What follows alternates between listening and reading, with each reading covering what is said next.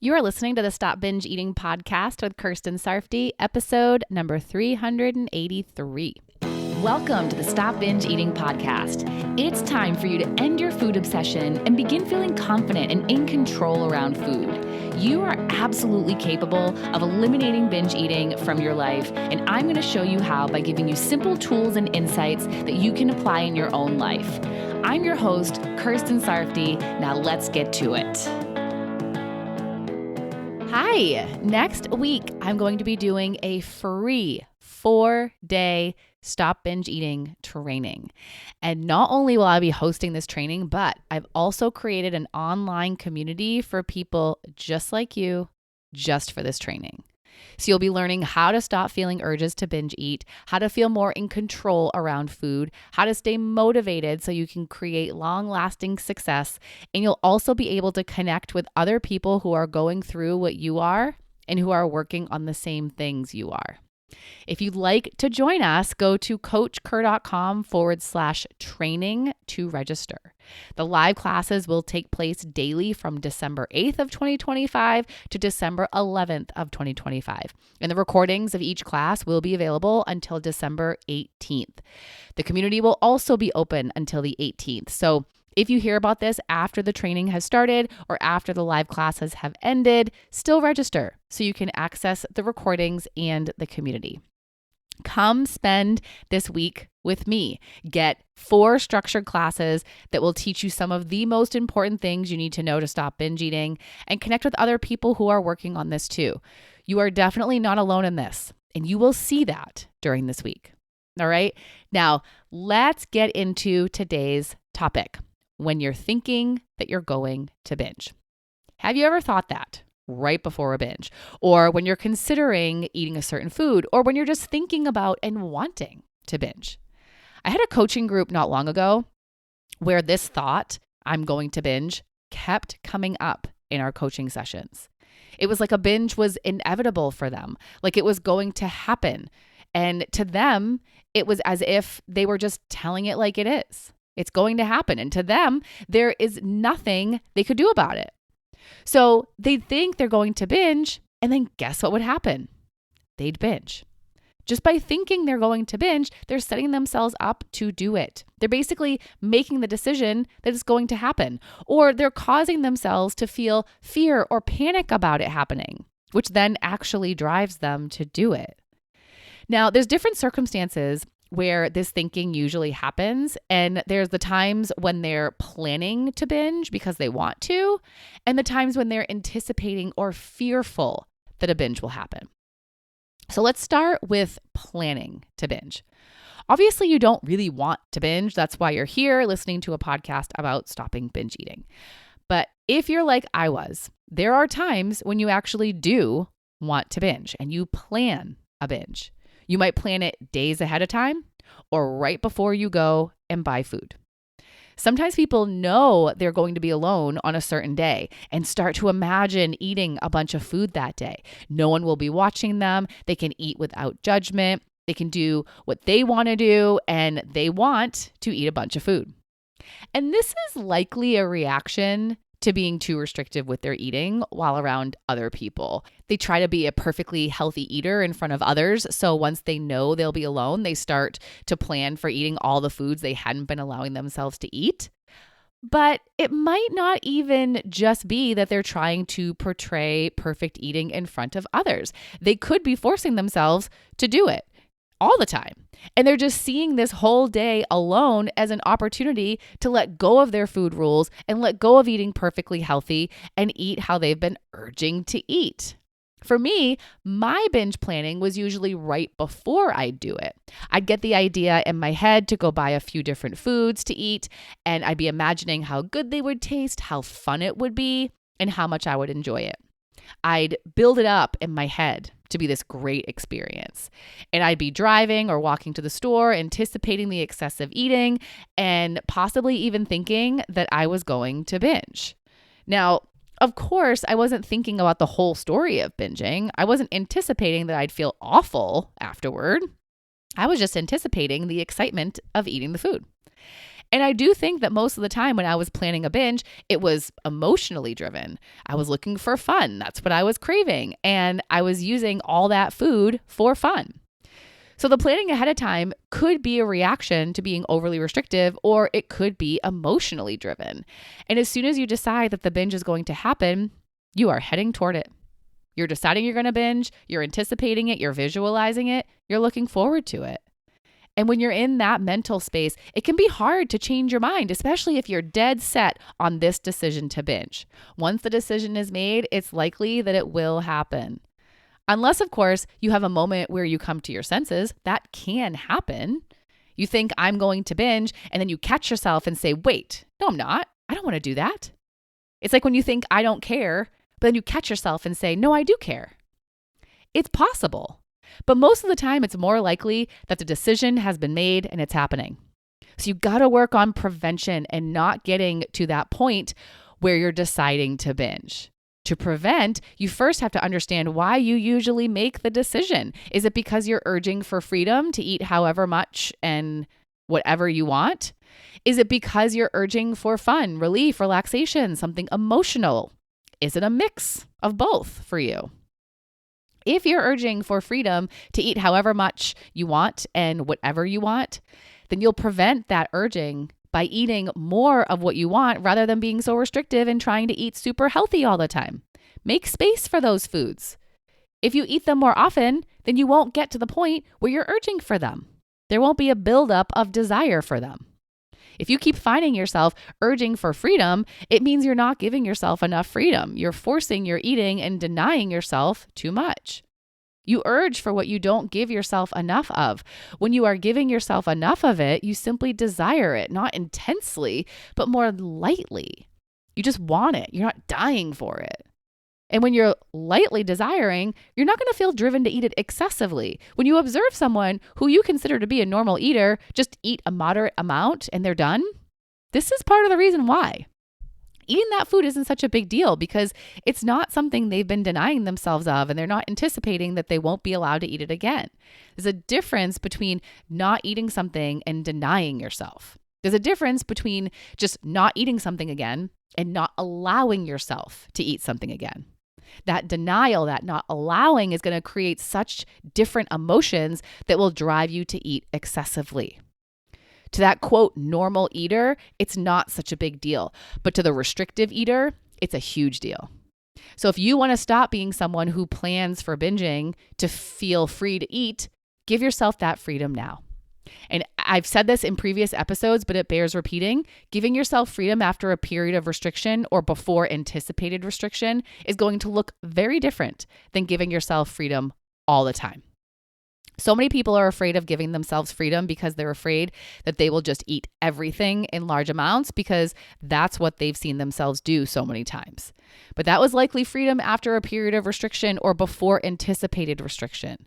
Real freedom doesn't drive that kind of reaction. It's calmer, more relaxed. And when you're in 100% freedom and there's no urgency, you'll actually be able to access what you want and don't want. And when you do, you'll see that sometimes you don't even want those foods. And you'll see that you don't want to eat in excess. And being in the state of mind you're in, it will be so much easier to make rational decisions that align with your true wants. So practice giving yourself the freedom now so you don't urge to plan for it when you're alone.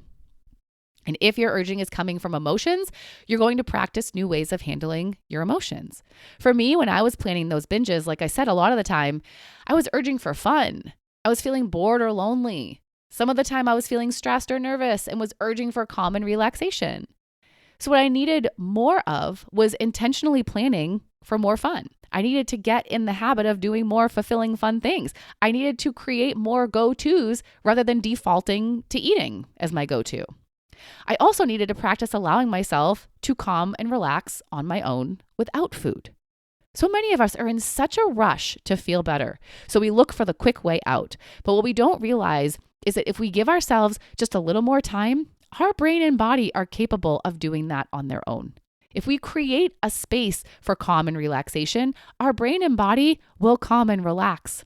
That could be laying down, watching TV, walking, meditating, something that can facilitate relaxation. But doing those things aren't guaranteed to relax you. Sometimes you do them and stay in a heightened emotional state. And if that happens and you want to calm or relax, you can still do something to help that doesn't involve food. I would sometimes journal, but not nearly as much as I should have, because journaling, working through my thoughts, or just talking to someone would have been so helpful. It would have helped me work through what was going on in my mind and change how I was thinking, which would change how I was feeling. That's my go-to now. If I try to allow my brain and body to calm, but they don't, I write or I talk. It's so helpful.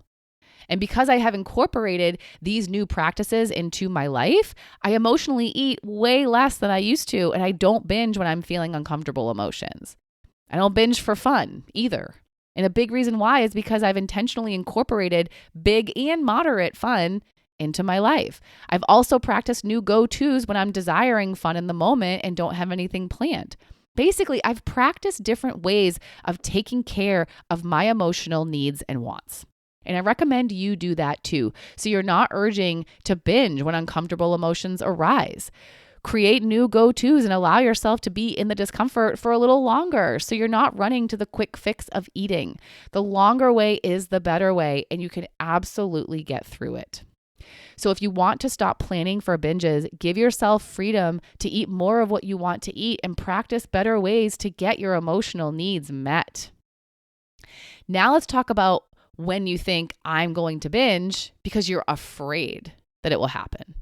This usually happens when you're in a situation where you usually binge, or when you're feeling an urge to binge in any situation, or when you associate certain foods with binging. You're not wanting it to happen. You're not planning for it to happen. You're just expecting it to happen. You think it's inevitable because of what's happened before.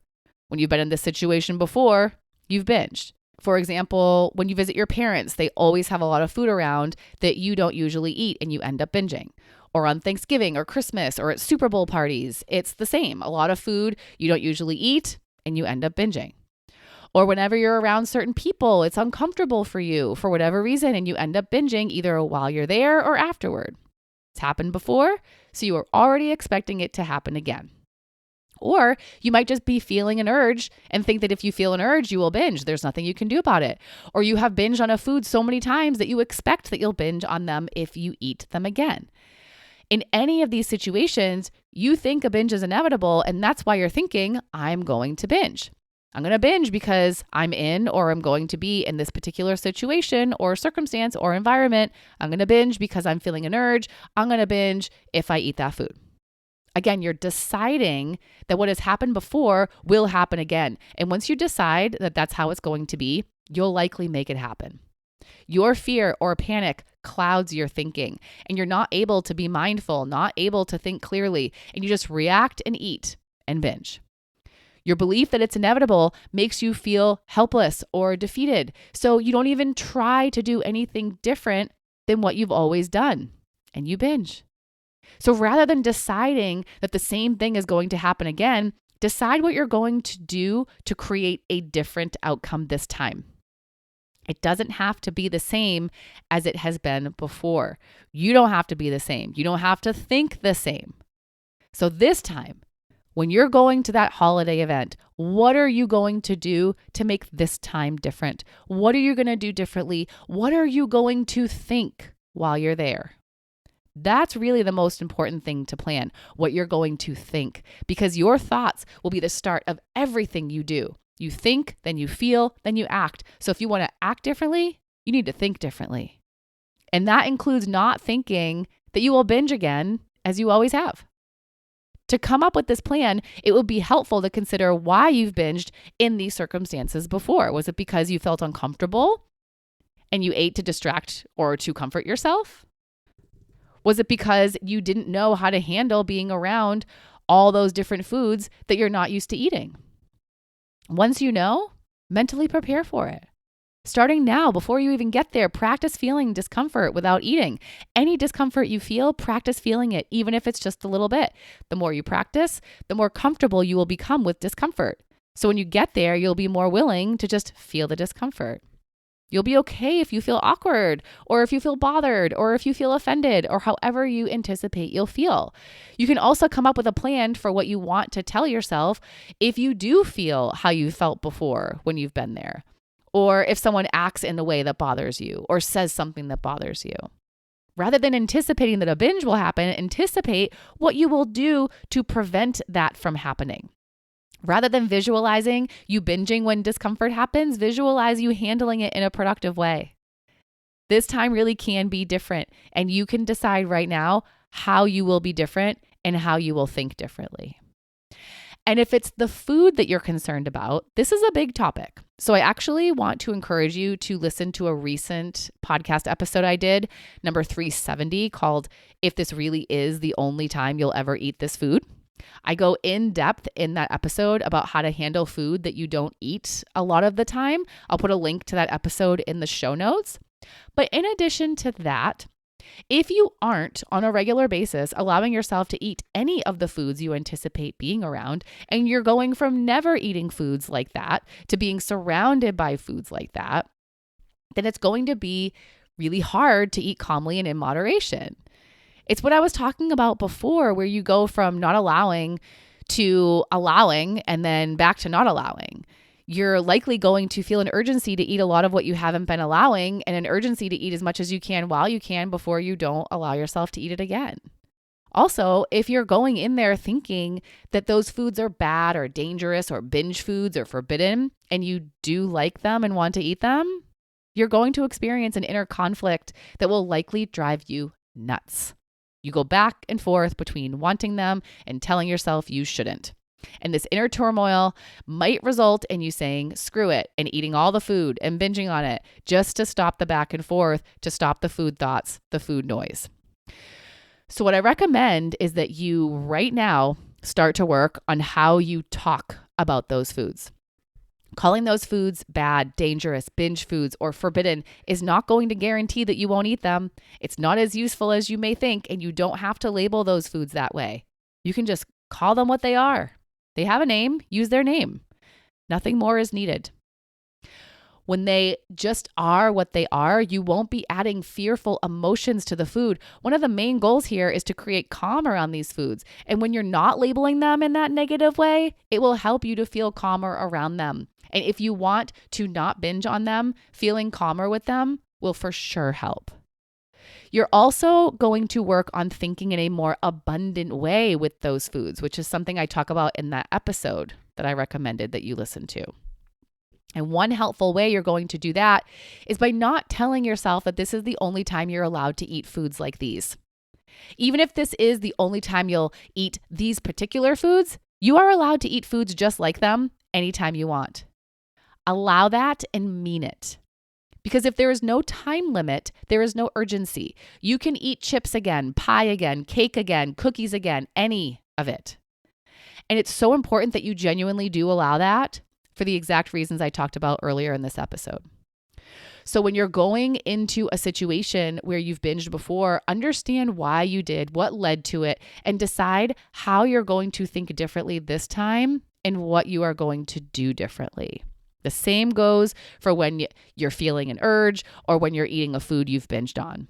It can be different this time. You didn't binge because you were there or because you felt an urge or because you ate that food. You binged because of what you were thinking in those situations. You can think something different. You don't have to give up on yourself. You don't have to give up on yourself when you're feeling an urge or when you're eating a food that you've binged on before. If you've listened to episodes of this podcast, you've learned so many things that you can do to help yourself. Commit to doing them. Commit to doing the things I talked about in this episode. You can allow the discomfort and work through it. You can prevent urges to binge by taking care of your needs and wants when it comes to both food and emotions. You are in control of what you eat and don't eat. You are in control of what you tell yourself and how you talk to yourself. And again, you can be different this time. Rather than deciding that you're going to binge, decide what you're going to do to prevent it from happening. You can do this. Believe in you. Now, before I go, don't forget to register for the free 4-day training for next week. In there, you'll be able to ask me questions and connect with a pop-up community of people who also binge eat and are working on stopping. You can also get help with everything I talked about in this episode today. This is going to be a great opportunity for you to get some help. So go to coachker.com/training to register, and I will see you in there. All right, that is all for today. I will talk to you next time. Thank you for listening to the Stop Binge Eating podcast. If you like what you heard today and you want more, go to coachker.com/free. That's COACHKIR.com/free to get some awesome free stuff to help you stop binge eating.